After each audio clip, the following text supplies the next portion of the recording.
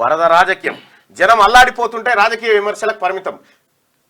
Political లీడర్ల తీర్పు విమర్శల వెల్లువ. రోడ్డున పడ్డోళ్లకు అండగా ఉండాల్సింది పోయి ఒకరిపై మరొకరు ఘాటు వ్యాఖ్యలు. ఆర్థిక సాయానికి కథలొచ్చిన అరాకొరే. అధికార పార్టీతో పాటు ప్రతిపక్షాలది అంతే.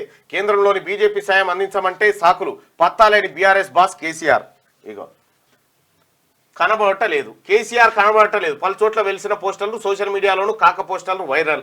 10 ఏళ్లు అధికారం ఇచ్చినా పత్తా లేకుండా పోయాడంటూ చర్చ.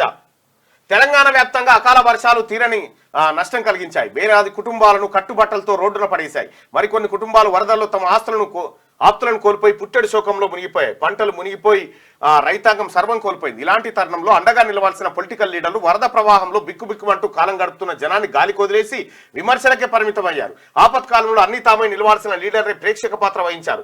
ఏదో కొద్దిపాటి లీడర్లు మినహా మిగతా వారంతా కనీసం ఆర్థిక సాయం చేసేందుకు ముందుకు రాలేదు. పైగా జనానికి మానసికంగా భరోసాగా నిలవడం పక్కన పెట్టి మీరు అది చేయలేదంటే మీరు ఇలా చేశారంటూ ఒకరిపై ఒకరు రాజకీయ విమర్శలతో పబ్బం గడిపారు.